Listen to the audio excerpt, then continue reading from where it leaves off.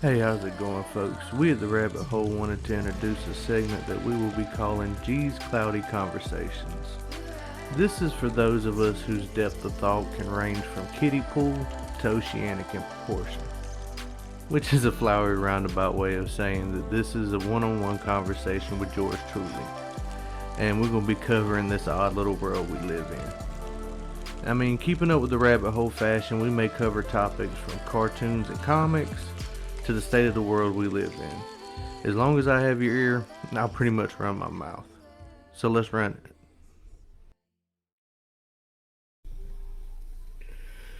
Look, I'm gonna start this by saying the worst thing you can do for your high is Google World News.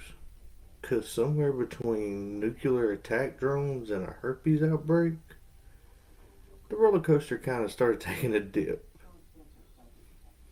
But I'm sitting here wondering, like, where to jump off with Joe, where to start this little thing, and I figured why not tell a little fact about myself.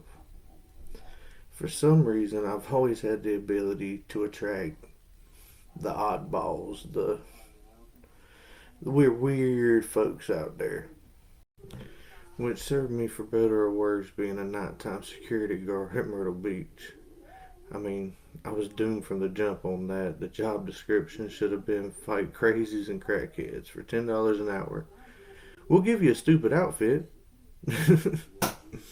But truthfully, the people you met was the reason you clocked in at night. Oh, you folks don't know. I get a chance to see a show. That's damn near currency to me. Hell, I used to keep a cheap pack of cigarettes on me just to have my favorite crazies around on a slow night. And truth be told, you ain't lived until you're stoned on duty and you have a homeless wizard explaining the universe to you. Or how he would have been president if the government didn't plant chips in his brain.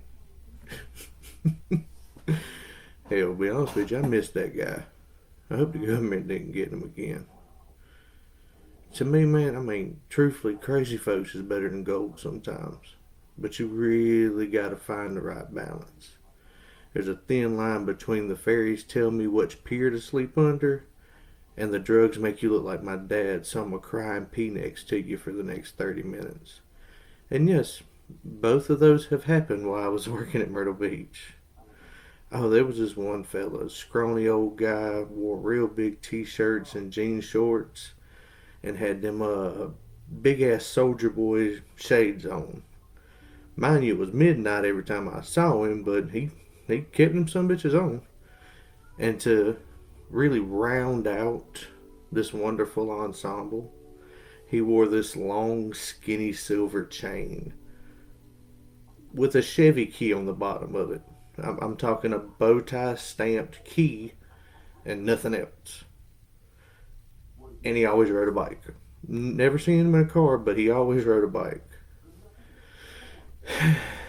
And I know what you people are thinking. What could this standout person do for a living? Well, when he introduced himself to me, he listed off his occupations as such: part-time life coach, full-time pimp. I mean, he run his mouth and he messed up a lot of sayings like a bird in the hand is a gift if you don't look it in the mouth. So, I mean, the part time he took very seriously. But the night I found out he was serious about his pimping, now that had me shocked and laughing. I'm standing by the main entrance, just, smoking a cigarette, having a good time. He pulls up, he's rambling, he got his bicycle, he's talking to himself, he's pissed. I'm talking about pissed. These hoes don't know who they playing with. I keep mine in check. Really going through, the pimp phrase handbook, just puffing down on a cigarette. And you know those moments when the clouds open up and God says, "Hey man, you've been going through a lot and I'm about to give you that laugh you've really been needing." Well, it was my turn to cash in on one of those moments because this older lady, kind of rough looking, but you wouldn't think, anything of it, just somebody's grandma or something like that. She comes out of a store that's across the street from the hotel I work at, drinking a soda. And he looks at me and he looks at the store, and next thing I know, he's off in a damn blur, son, just going after this woman. And I think he's lost his mind. Like, why is he chasing somebody's grandma? Like, that's not a hooker. I was wrong because she screams, "I'm sorry, Daddy," and just runs off into the night. But I don't want y'all thinking like everybody I ran into was all bad and everything, because I had a maintenance man at a hotel I worked at that had the coolest stoner superpower. And yeah, those words got you interested, right? But before I tell this story, I want to preface this by saying I was a terrible security guard. They basically gave me run of just I had keys to go hide and smoke. That's if I weren't fighting folks because they was trying to do something bad, I was getting high. That's what I got paid to do constantly. Appreciated unnamed security guard place that I'm not gonna do because liability reasons, but appreciate the paychecks for that during the winter. But I had this maintenance dude. We were down in the little area where he fixed stuff at, and I would bring weed or he would bring weed. And I had brought it but didn't bring a grinder. And I was like, man, it's going to take a minute. And he looked at me all funny, put it in his hand, rubbed his fingers back and forth 2 or 3 times, and it was perfectly grinded. Like, it would have been put through a grinder. I don't know how DC or Marvel would market that, but I would read a comic book if you could add 2 or 3 more superpowers to that. That's just an idea. You can use it. But this was also the same job that really made me question my humanity. I had this parking lot detail I had to do. And I got good and, stoned one night, and I'm walking around. The way it was set up, you went up an elevator on the front end all the way up to the top, and you walked the stairs all the way down. Well, I'm up at the top flight of the stairs, the very top, and I go down and I hear basically a wailing ghost. That's the best I can tell you folks at this point. I'm I'm blitzed and all I hear is oh. I truthfully think somebody's messing with me at this point. I go down another level, it gets so much louder. I'm just oh. I don't know about y'all, but I watched Scooby Doo and shit growing up. That freaked me out pretty good. I go down one more level and it sounds like it's right beside me. Oh! I cut the corner and I shine my flashlight down. And don't nobody judge, but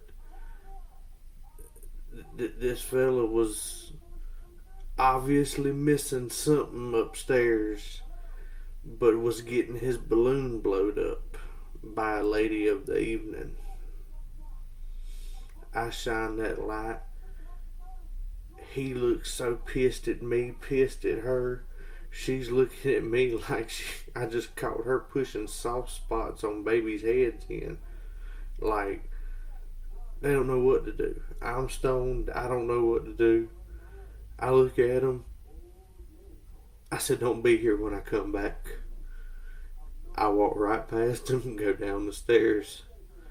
I make it down 2 more flights of stairs, and all I hear in the background is, oh. And y'all would have thought, like, oh, he quit that night. He found him a better job. He got away from that environment. No, he stayed for another 2 years, and on top of everything else, had someone's grandfather tell him or try to tell him the proper way to fornicate farm animals. Jerry, you know who you are. If you hear this, your grandfather needs to be put in a home. He was nice for the first 5 minutes, but he needs to be put in a home. But truthfully, if y'all took anything else away from this episode, Myrtle Beach makes you sad. And when your grandparents and your moms and your dads come down here, they get drunk and they say weird and inappropriate shit to security officers. That's just how it goes. All your aunts has hit on somebody with a fake badge, and all your grandfathers have told them weird things that they have done to your grandmother. That's just how that rolls. Now that you can sleep with that image. Now I know y'all hear me talking about like all these different types of people I've run in into, and y'all may think I'm trying to pick and play and all that shit, but I'm not. Hell, I ain't got no fucking right to judge nobody. I ain't shit. I ain't probably won't never be shit. I'm funny, but that's hit or miss with most folks anyway. All I can give you is my opinion.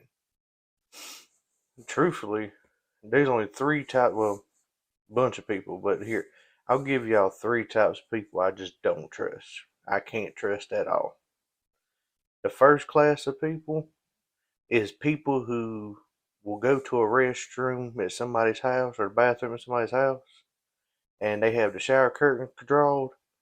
If you don't check behind that shower curtain, I think there's something wrong with you. Truthfully, like you ain't seen enough scary movies or Criminal Minds or nothing like that.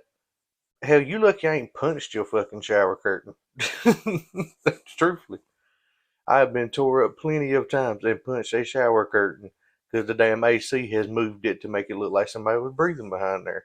And they was about to get their ass whipped. What it really is you have to have like a serial killer level of confidence to like pull your pants down or fucking pull out the main cell in an unfamiliar environment you haven't checked. Like you have got to be the cockiest or baddest son of a bitch on this planet to just have yourself out in the open like that.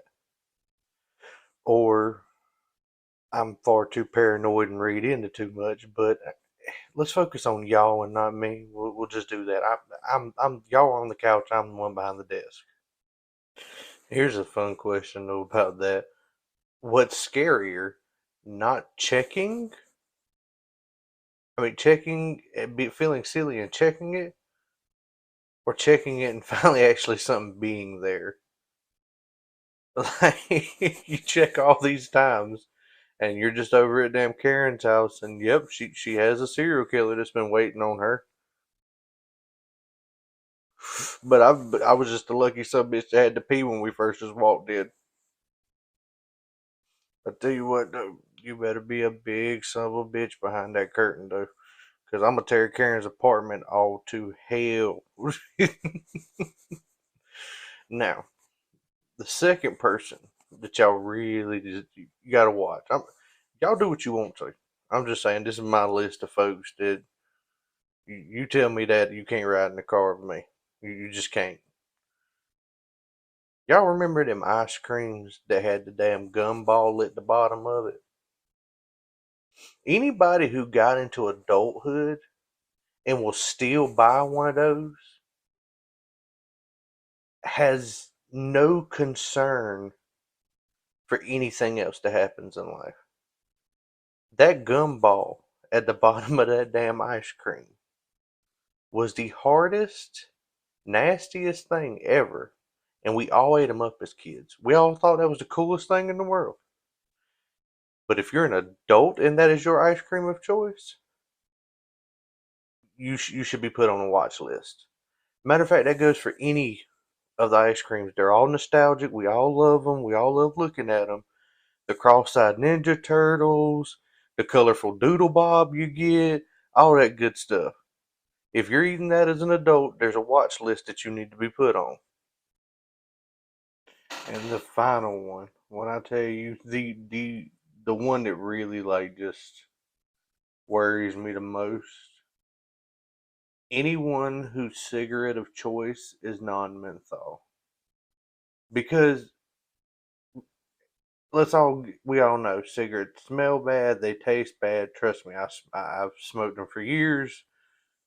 I get it. But at least with the menthol, I get why we're doing it. Like, I get that there's a minty taste, there's kind of a treat to it. But if you choose to relax by lighting up a stick of stale ass air, you a menace to society. Like that is your downtime? And look, I get there's probably some of y'all out there like, oh, I love a full flavored cigarette, all that other good. You're wrong. I'm sorry. We can still be free, but you're wrong. How? I just don't. You can't care about nobody. You can't care about you. You can't care about me. Because some of y'all wake up first thing in the morning. And like I said, look, I smoked cigarettes for the longest time. The menthols, I get it. It's a treat. That's the dumbest way to look at it, but it's a fucking treat. Whew. And it do be the most blue collar savages that be smoking them too. So I give y'all that. Y'all motherfuckers. Whew. But I that's my little ramblings for today, man. And if y'all have made it this far and y'all have enjoyed it, I truly do appreciate it. I'm gonna be doing shorts like this in between our regular shows from here on out. If you want to hear more of my security stories, or hell, I'll tell some of y'all's stories. We're gonna keep this pretty much the same rabbit hole fashion. You want to hear anything from, G's perspective, that's what we're gonna give you. As always, we appreciate the opportunity to entertain, and we hope to see you next time in the rabbit hole.